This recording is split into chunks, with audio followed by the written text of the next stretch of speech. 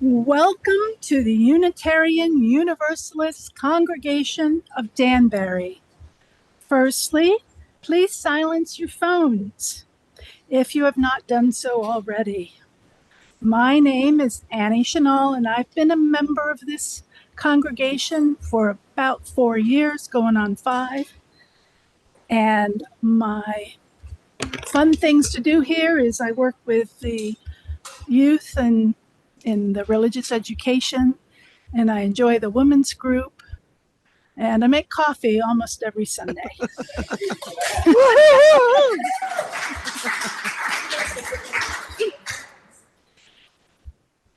The Unitarian Universalist Congregation of Danbury has been gathering here for 200 years.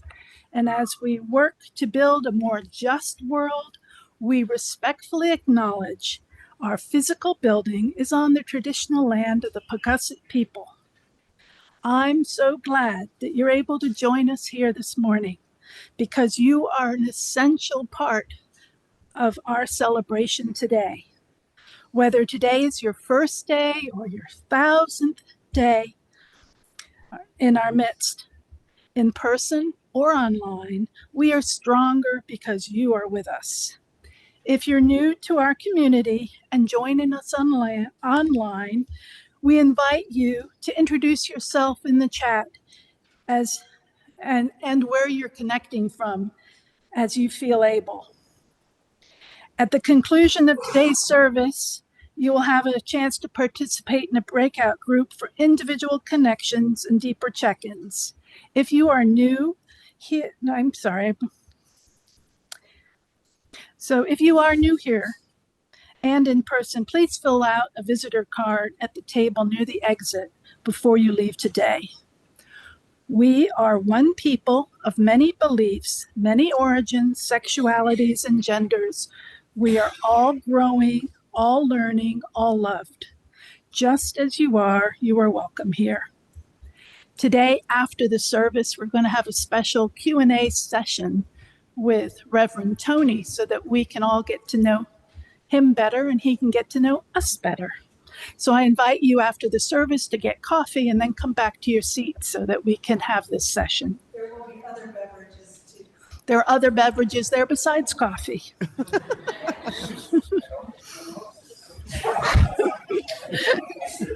Again, Again, welcome to the UU Congregation of Danbury, and please join us for our hymn of welcome.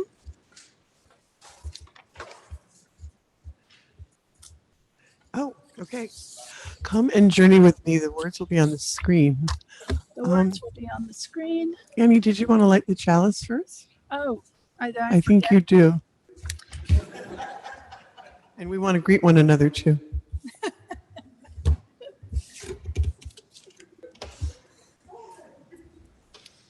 Okay.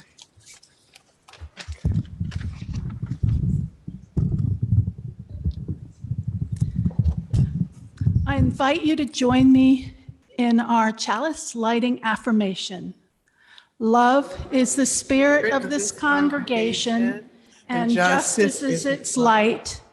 This is our covenant to dwell together in peace, to seek and speak the truth in love, to help one another and celebrate life. Okay. Great.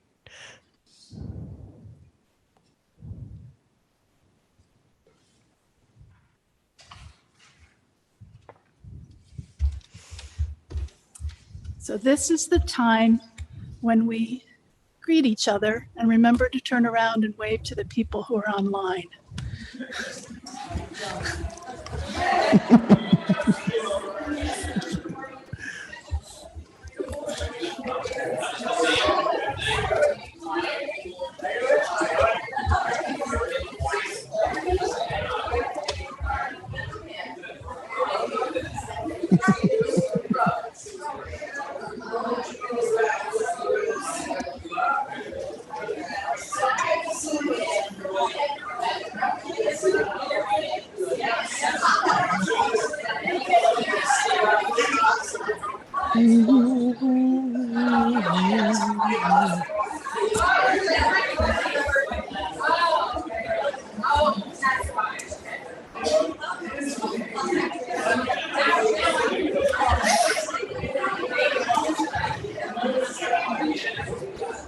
All right, we can continue our conversations at the end of the service today. Thank you, everyone. We've been well greeted. Today, we have the privilege of hearing from our brand new minister, Reverend Tony. This morning, we focus on the theme of fun. And our minister, Reverend Tony Lorenzen, will focus on the idea of fun summer pilgrimages, telling us a bit about himself, Unitarian Universalist pilgrimages, and how we can turn summer events into special sacred journeys. Welcome, Reverend Tony. Okay. Okay. Before we do the hymn of welcome, have we done our unison children's affirmation? I don't think we did. So let's.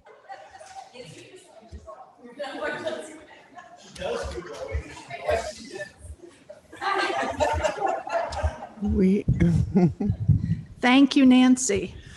we're a team. I will learn. We are Unitarian Universalists. We are people with open minds, loving hearts, helping hands. We care for the earth and each other. Shortly, the words to come and journey with me will appear on your screen. They're not in the hymnal.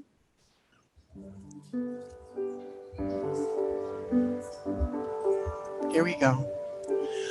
Come to, and please rise as you are able.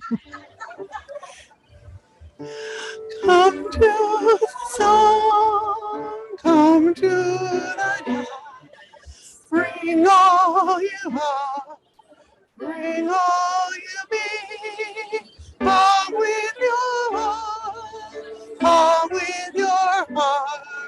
Come journey with me. Come and journey with me.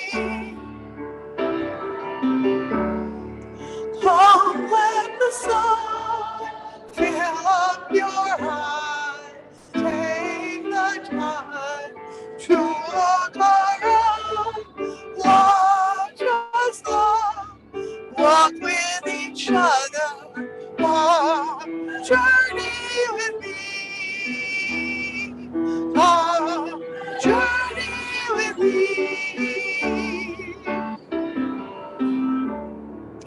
Come and see, come and be all you are, all you can be. Leave all behind, calm your mind, come journey with me, come journey with me. You sound beautiful.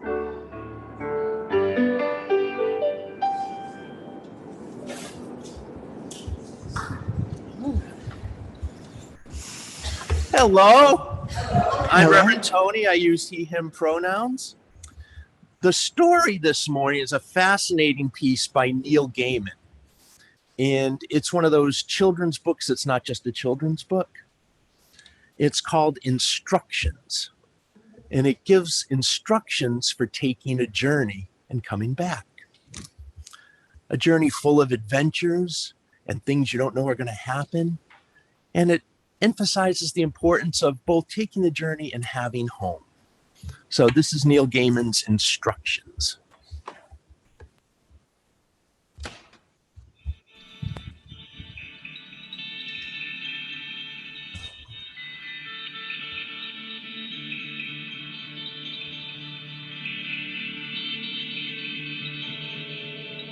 Touch the wooden gate in the wall you never saw before.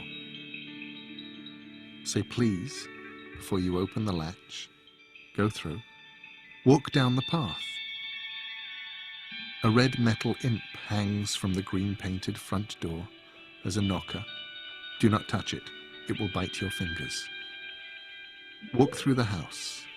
Take nothing. Eat nothing. However, if any creature tells you that it hungers, feed it. If it tells you that it is dirty, clean it. If it cries to you that it hurts, if you can, ease its pain.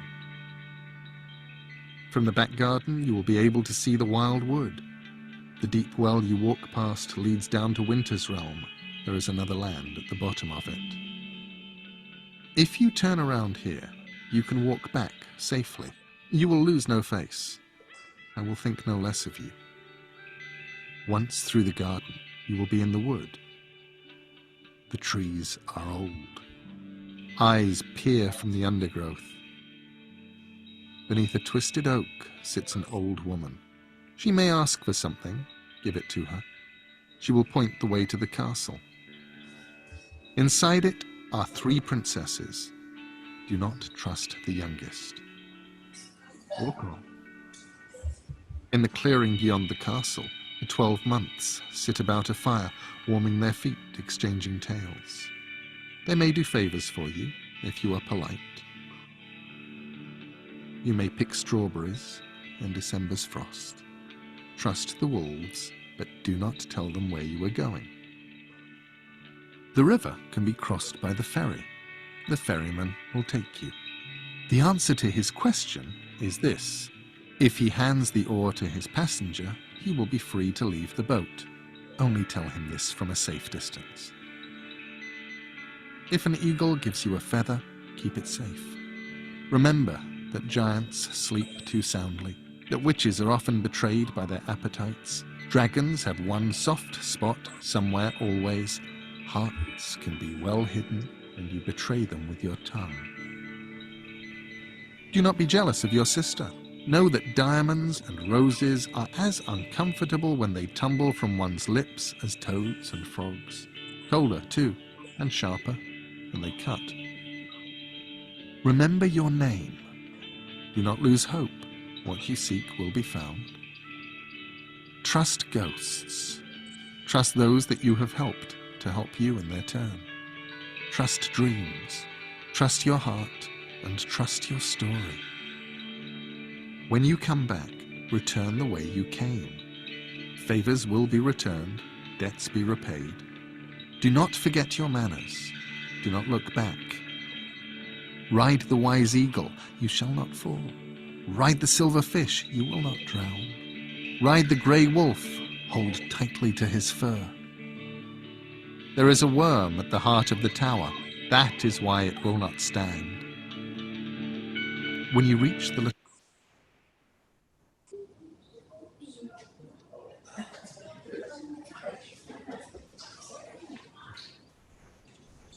house, the place your journey started, you will recognize it, although it will seem much smaller than you remember.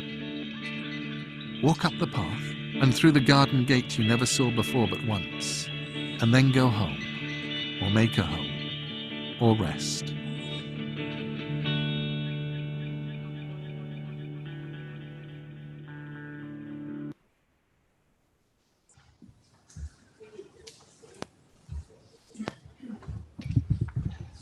Please join me in singing this little light of mine.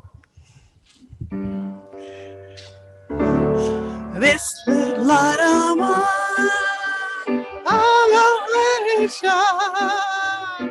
This little light of mine, I'm gonna let it shine. This little light of mine, I'm gonna let it shine. Let it shine, let it shine, let it shine.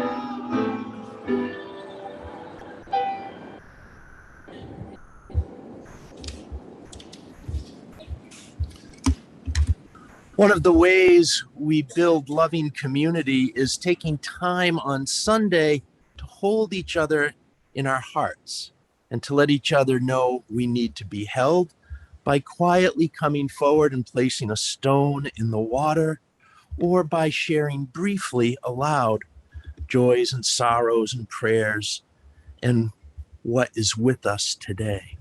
I invite you, as you are so moved, to share these milestones. First, any silent intentions with the stones, and when those are finished, aloud, and we'll recognize you. You can come to the microphone as you are so moved.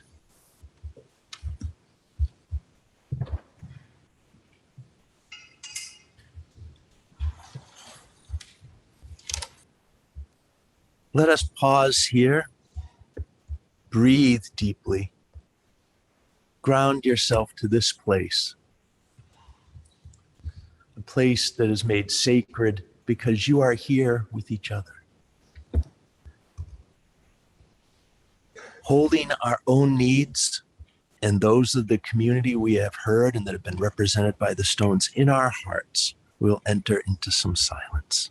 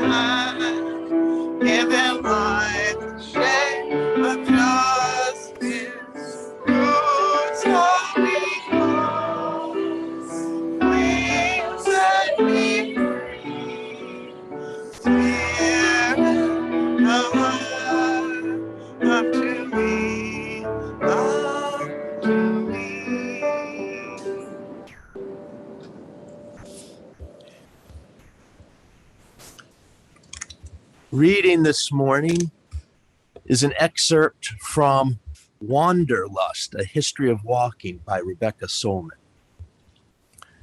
The pilgrimage is based on the idea that the sacred is not entirely immaterial, but that there is a geography of spiritual power. There is a symbiosis between journey and arrival. To travel without arriving would be as incomplete as to arrive without having traveled. To walk there is to earn it through laborious transformation that a journey gifts us. Pilgrimages make it possible to move physically through the exertions of one's body, step by step, toward those intangible spiritual goals that are otherwise hard to grasp. We are eternally perplexed by how to move toward forgiveness or healing or truth, but we know how to walk from here to there, however arduous the journey. The walker toiling along a road towards some distant place is one of the most compelling and universal images of what it is to be human.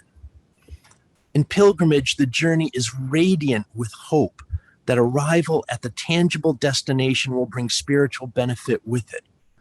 The pilgrim has achieved a story of their own, and in this way too becomes a part of the religion that is made up of stories, stories of travel and stories of transformation.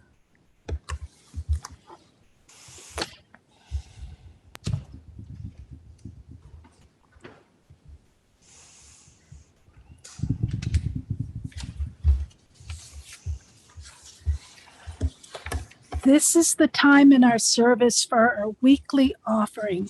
Generous donations from members and friends sustain this congregation, its programs, facilities, and staff. This congregation has been gathering for over 200 years, and we look forward to many more years to come with your support. There are many ways to give. The offering plates will pass around here in the fellowship hall. You are welcome to give electronically using the Simple Give or QR code that you can see on the screen, or by clicking the link in the Zoom chat to uudanbury.org. You may also mail a check to 24 Clappage Ridge Road, Danbury, Connecticut, 06811. If you're visiting with us for the first time, your presence is your gift to us. The offering will now be gratefully received.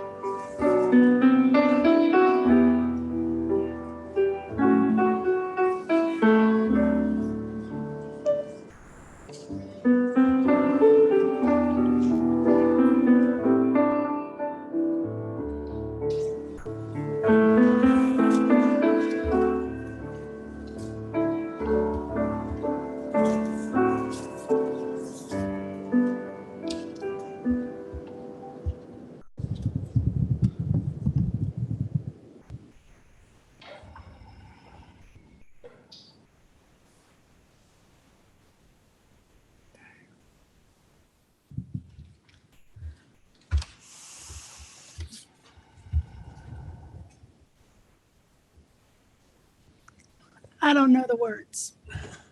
We're very grateful once again for being generous people and giving what you can to support this ministry, this congregation, its members, the whole The people online could not hear you. They could not hear me. We'll say that again.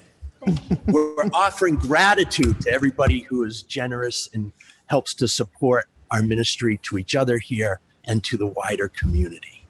Thank you so much. Pilgrimage.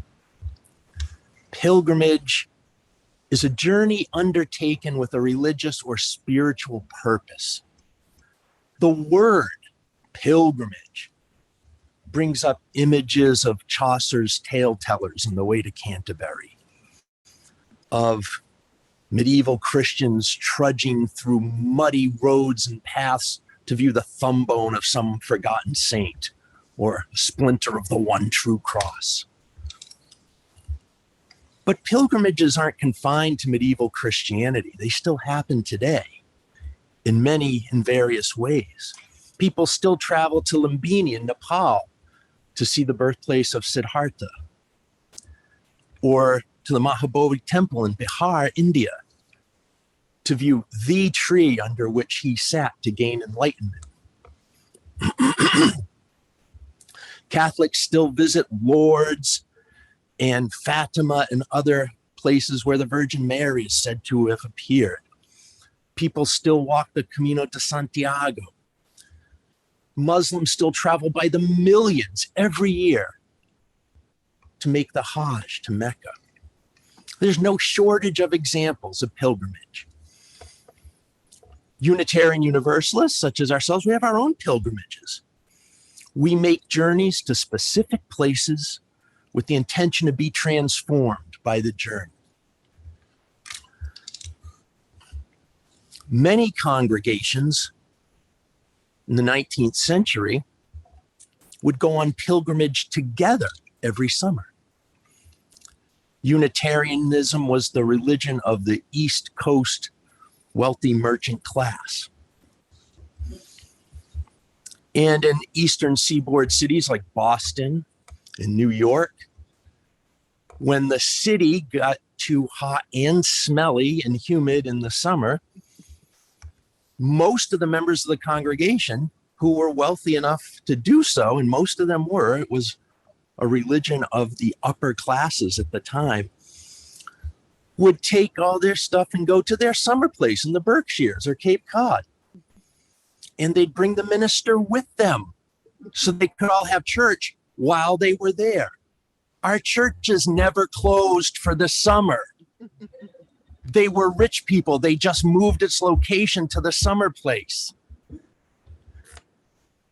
And yet many Unitarian Universalist congregations today, especially in the Northeast, they either shut down or really reduce what's going on in the summer, mostly because that's the way we've always done it.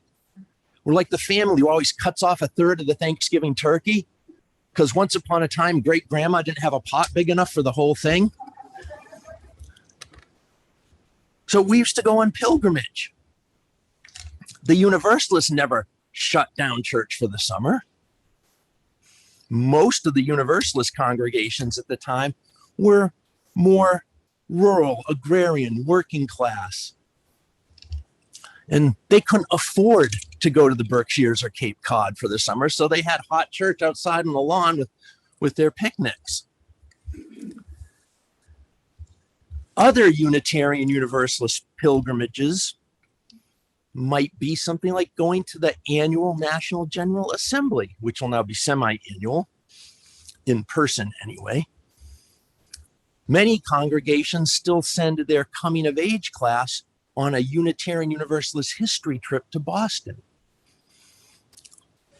My mind-boggling memory from one of those trips I took with a congregation from Texas and our coming of age class to Boston, none of our participants in 8th grade from Texas knew the details of Lexington and Concord, Massachusetts. Wasn't taught. And my mind already blown with that by the time we get to Emerson's house, the nice summer tour guide there, who was doing her PhD on the Transcendentalists somehow didn't know they were Unitarians. I was wondering how she got into the program, but I wasn't rude and didn't say anything.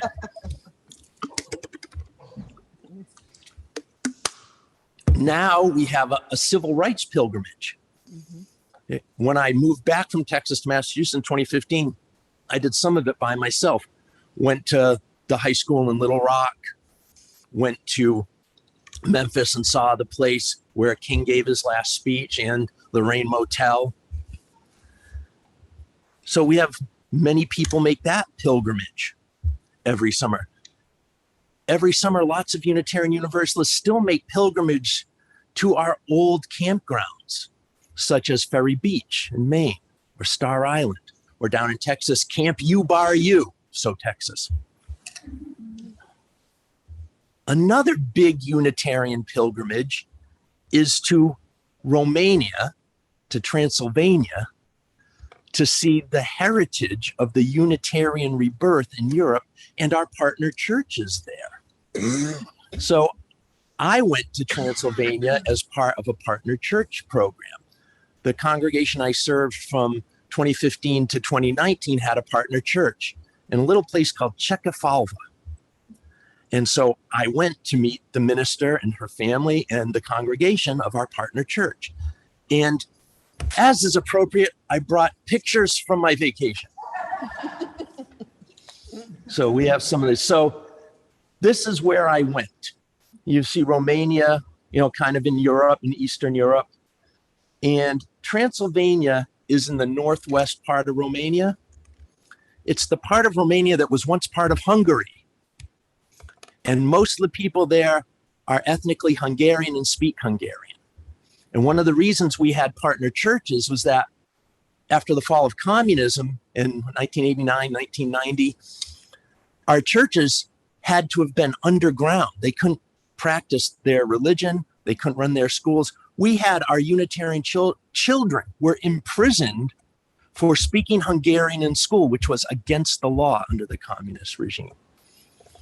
Even though they were the majority of the population in any given town or village, the school had to be taught in Romanian. The kids always had to speak Romanian, not Hungarian. So that's where we were, Transylvania. It's the land between the forests. So there's forests on each side and kind of like tributary of the Carpathians kind of slices through the country. All right, we'll go to the next pictures.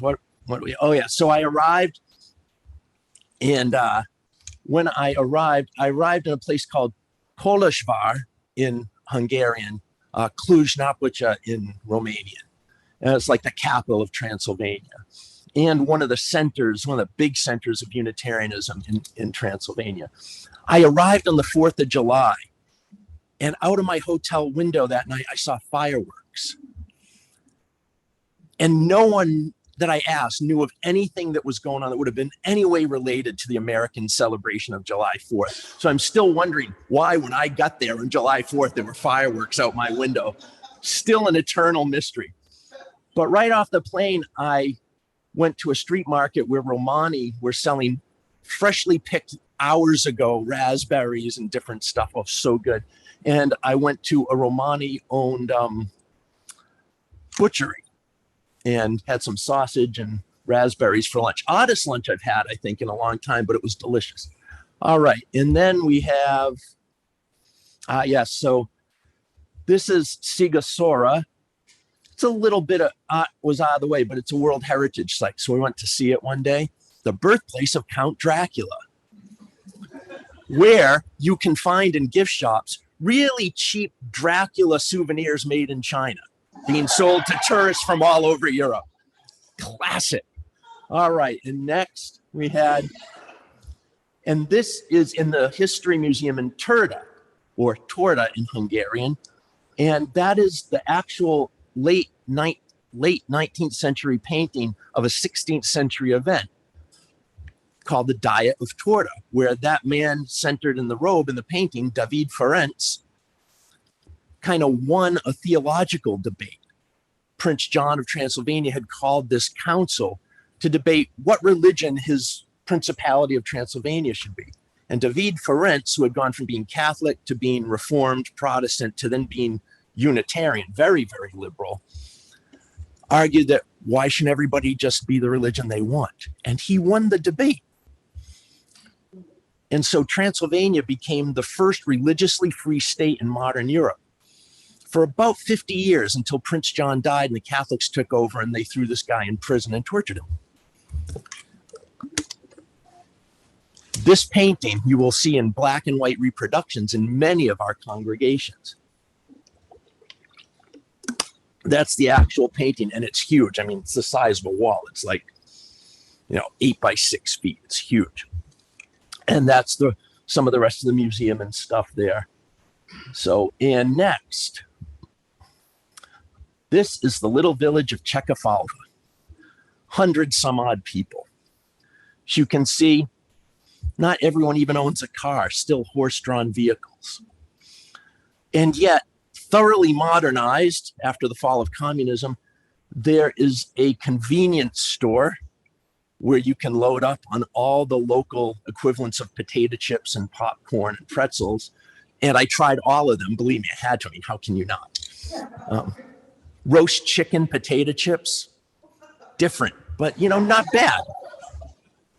And down the street, which I didn't have a picture of, was a little tiny sliver of a shop that was a dollar store, €1 store. Dollar store, globalization's everywhere, even in little places like this. And that's the main street.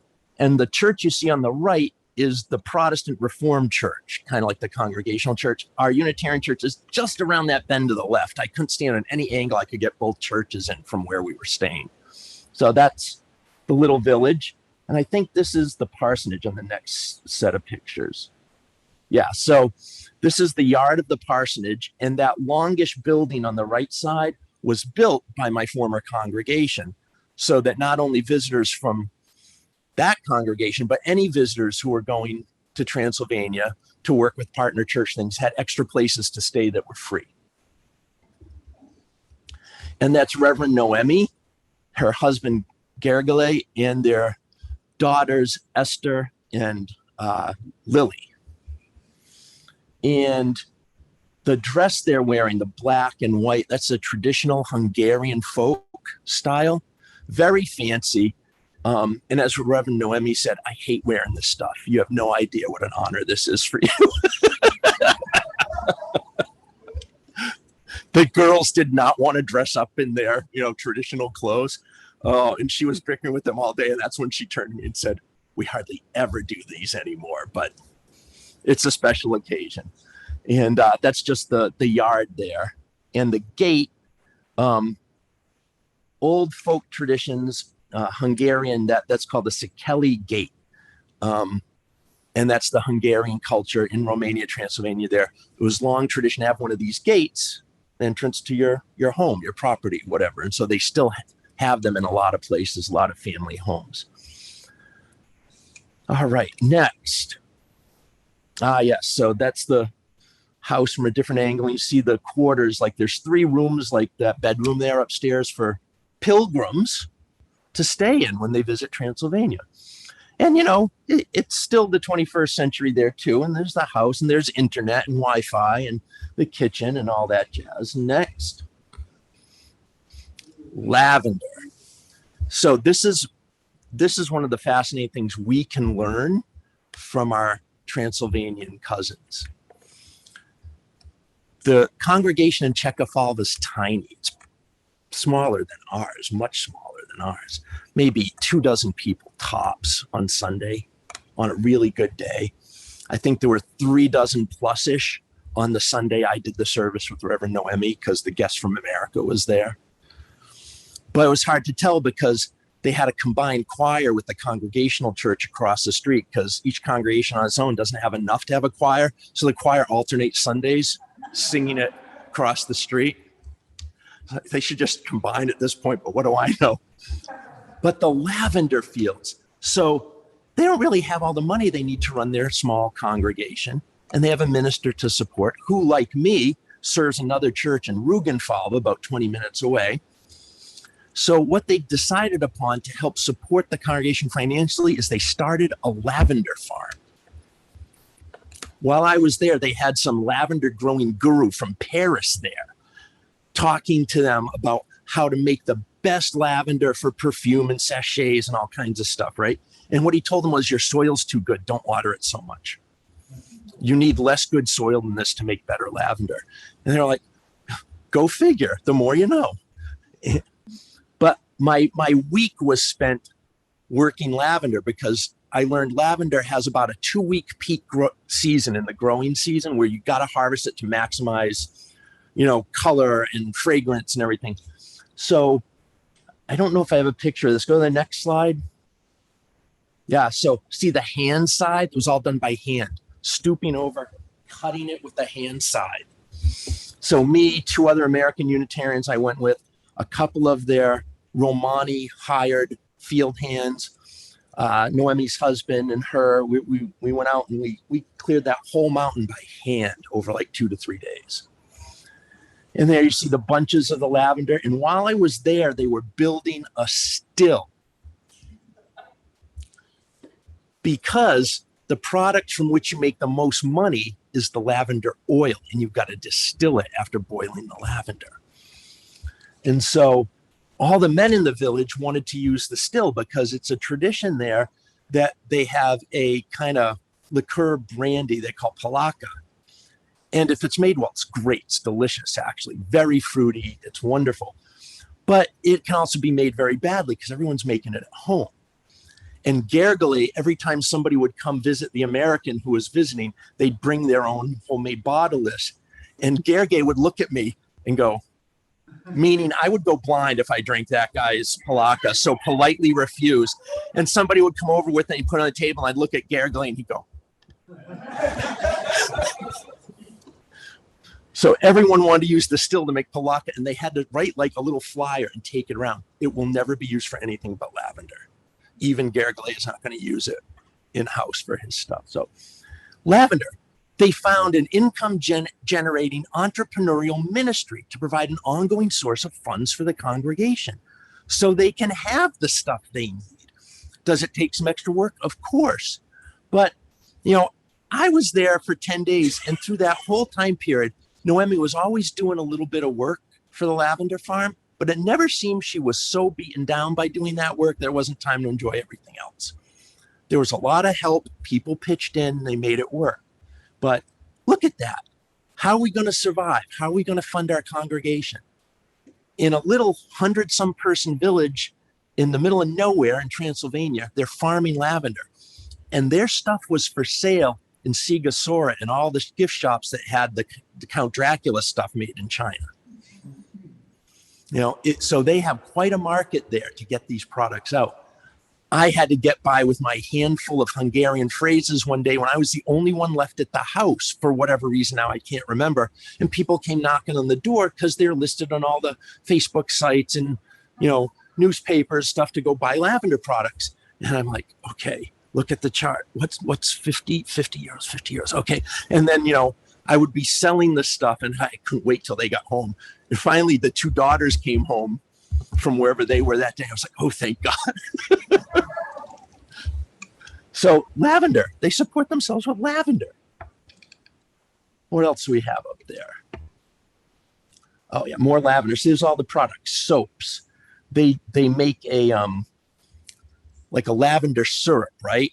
And they would have to drink all the time, super refreshing. I started calling it the Lavender Ricky, because it reminded me of a lime Ricky, but with lavender syrup. And that's the part of the lavender shop. And I helped Noemi make soap one night. That was fun. Next. And there's the church in Czechofalva. The writing you see in the pulpit, the cursive on the red there says Ejazisten, which means God is one. They're Unitarians. And you got to remember that our Unitarian cousins in Transylvania are Christians. They read the Bible every Sunday. They say the Lord's Prayer every Sunday. They're the old school, that's where we came from. We came from this very liberal left-end Christianity that they still practice, as it was hundreds and hundreds of years ago. And you notice, Count Dracula's cape, right? If you look at Noemi, she's got on like a Dracula cape. That's where that whole style, it's just a traditional Hungarian for the important people, the way you might wear an academic robe or something. It's this odd noble's cape they have from the Middle Ages and Renaissance. And there she is. And that place was full. And it was hot. And there's no air conditioning. The windows are poor and all that stuff. But everyone in the village, the other church across the street closed services that Sunday so everybody could come greet the Americans. All right, next. And this is the other church Noemi serves, Ruggenfalva, 20 minutes away. And again, you see the Hungarian flag is in the sanctuary, and the red on white traditional Hungarian embroidery. This is a baptism. She invited me. She said, "Do you want to come officiate a baptism?" I said, "I guess so." She said, "You got to come." I told the parents they'd have an American Unitarian minister helping with their kids' baptism. So I went. It was cool. But outside the church, Noemi's church no longer has this, but once did, there's a wall. In the Middle Ages, that wall was protection. If anybody got attacked, they would all go inside the church grounds behind the wall. And in the top left, while I was there, this one area of the church was roped off because just recently a whole bunch of plaster had fallen off the wall, and they realized they still had the original 10th century frescoes. So there are people from museums in Romania and someplace else there marking it off. They're going to restore it. The church was originally built as a Saxon Catholic church in the 10th century. And it's gone through various denominations until the Unitarians have it. But that's the original wall right there with that fresco, 1,000 years old. Next. This is the second Unitarian church of Kolozsvár, and that's the Reverend Chabi and his wife. And in the bottom in the center, kind of you see a hymnal, right? It's in Hungarian. And that little magazine is like their UU World magazine in Transylvania. It was everywhere every time I went to a church. Next.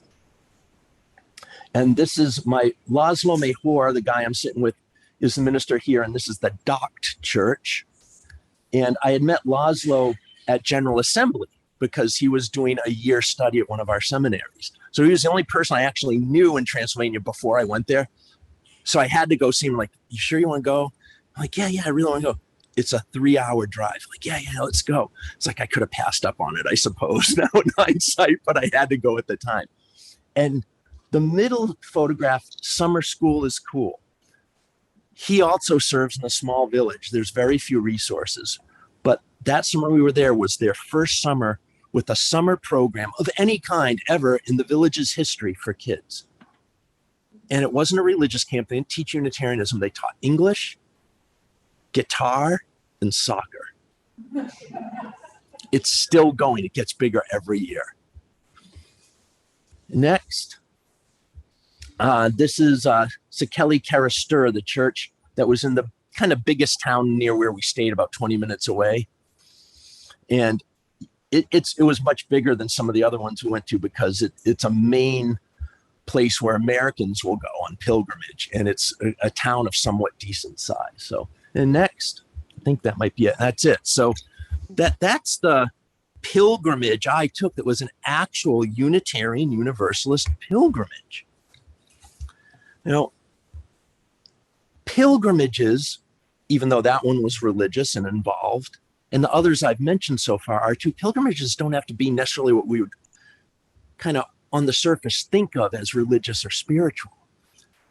But then again, we are a people who can say, like our famous educator, Sophia Lyon-Fahs told us, something becomes religious when we make it so.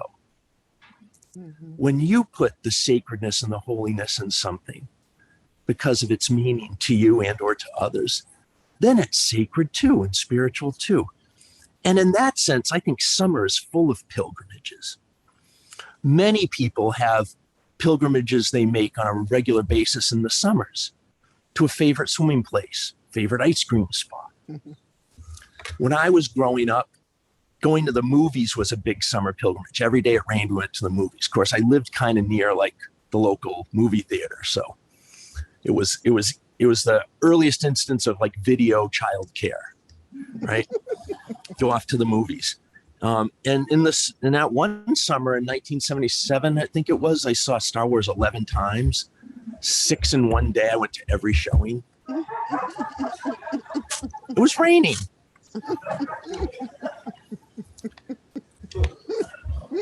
One of the pilgrimages I took regularly as a kid, especially when it rained in the summer, was to the library. And I still, as an adult, consider every time I go to the library a pilgrimage. This is a sacred journey. I'm going to take a look at a video of my current, modern, right here in Connecticut, pilgrimage to the library.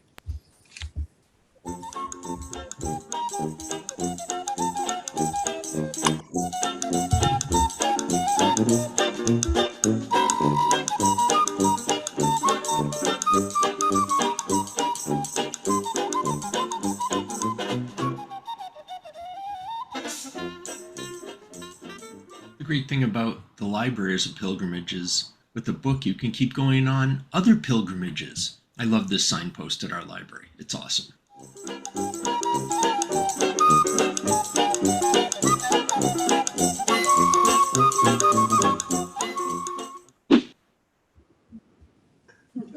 Sacred journey accomplished.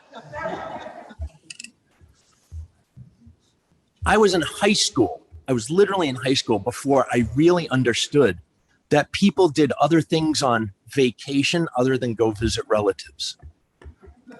I grew up with a single mom working every day, not a lot of money. Whenever she had time off, we'd go to family. That was our vacation. But my grandparents, her parents, lived about 100 yards, about a football field away from the little bayfront dockside in a town called Mattapoisett, Massachusetts. My grandparents bought a house very close to the water there in the mid-1950s when an electrician could afford to buy a house there. Today, an electrician could not afford to buy a shack in Mattapoisett, Massachusetts. And I'm very sad our family no longer has that property because we will never get something like that again. But every time I had time off in the summer, I would go to this place. It was magical. It was my grandparents. It was my cousins. It was everybody else. It was the smell of salt air. My grandmother had a row of boxwoods in front of her house under her flower boxes. Boxwoods aren't the most impressive plant in the world, but they are to me because I smell one and I'm 10 years old in my grandmother's yard every time without fail. When I smell the boxwoods, I also at the same time smell the salt air, even though there's none around. If I smell a boxwood, very fascinating. So this was a sacred place for me. In many ways, after growing up, this was like the last holy place, the last sacred place where everything was okay. I hadn't gotten old enough to know how difficult life was, hadn't run into a lot of trouble. This was the last perfect time and place. And even in high school, I recognized how important this place was. And not everyone has such a place. And I wouldn't have called it pilgrimage then, but I had the same idea. And even in high school, I had to get this into some form of expression. So you're going to see, I'm going to end this, which will also be our musical interlude. This is a video to a song I wrote when I was 16 about going to my grandparents in Mattapoisett on pilgrimage. There you go.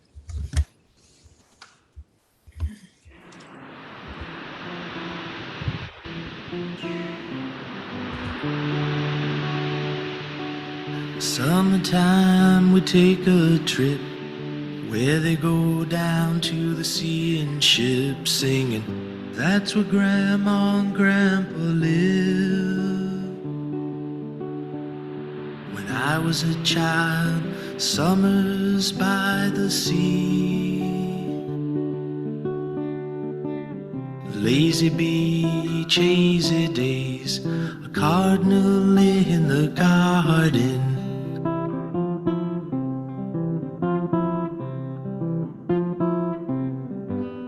The sea breeze would rustle the leaves of the gnarled and twisted trees, blow your hair out of place, make you feel free. And down at the shipyard park, you can still hear the old folks talk of whaling ships and widows' walks. When I was a child, summers by the sea, lazy beach, hazy days, a cardinal in the garden.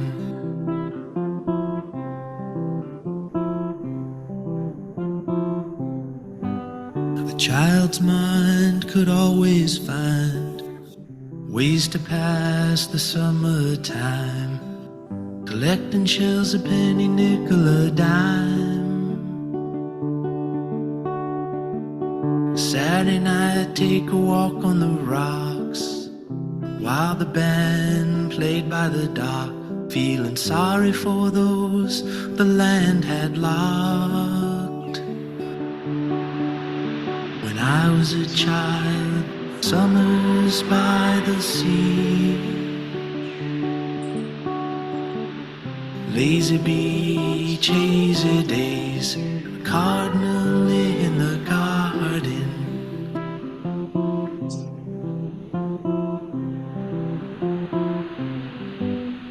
When the day comes I die, lay me down where the seagulls fly, place a rest till the end of time, and look for another cardinal in the garden.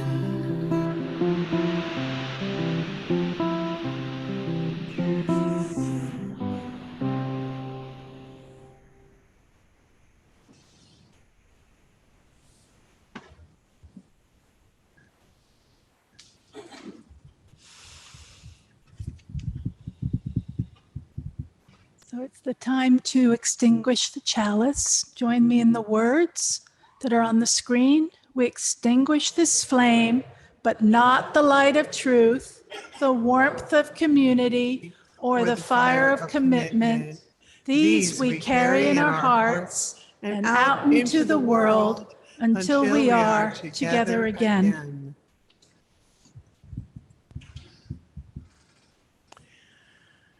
Please join me in our hymn of celebration. Come and go with me to this land, and the words will be on your screen.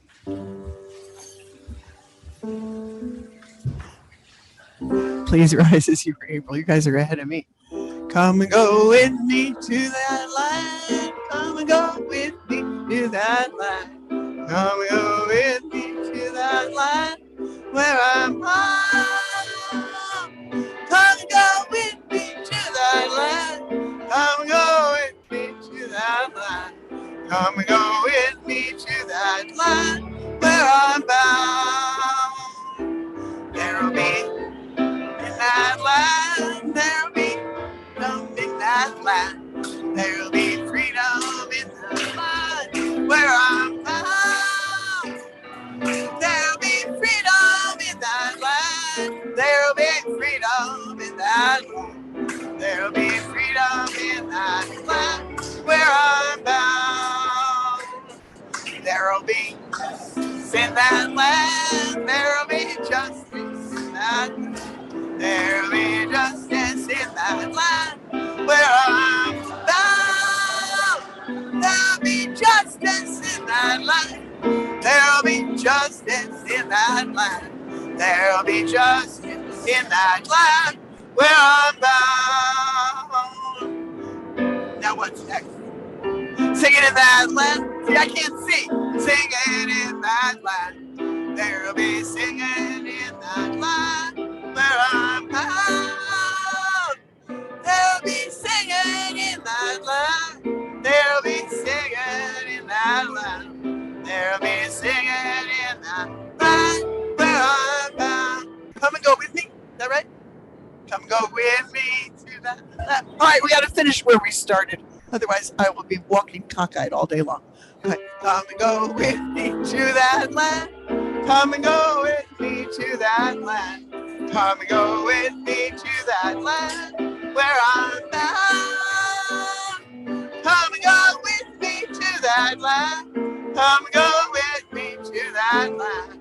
Come and go with me to that land where I'm bound.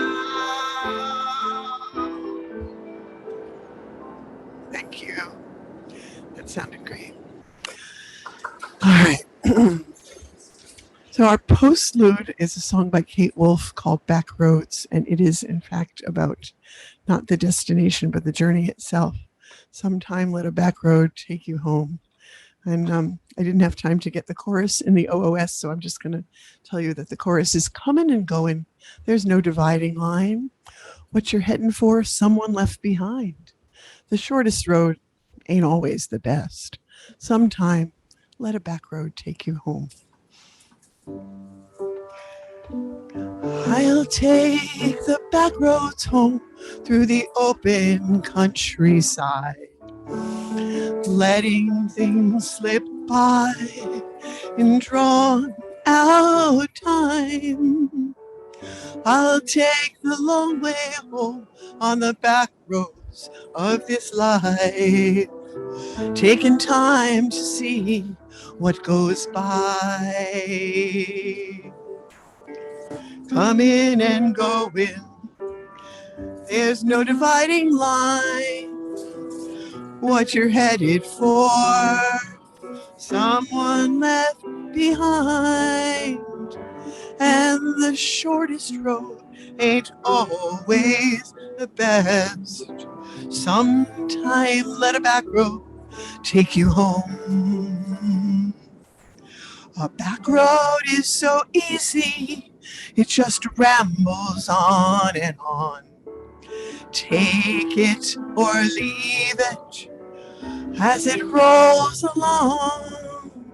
Drift through things it cannot change, doesn't even try. Wouldn't that be something for you and I? Coming and going, there's no dividing line. What you're headed for, someone left behind. And the shortest road ain't always the best. Sometime let a back road take you home. Yes, and any place you're bound, well, you'll get there someday. You're the one who chooses what you'll see along the way. And when the heartaches seem too much for you to bear, there's a back road winding everywhere. Coming and going, there's no dividing line. What you're headed for, someone left behind. And the shortest road ain't always the best. I just changed keys and didn't mean to. Sometime let a back road. Sometime let a back road. Sometime let a back road take you home.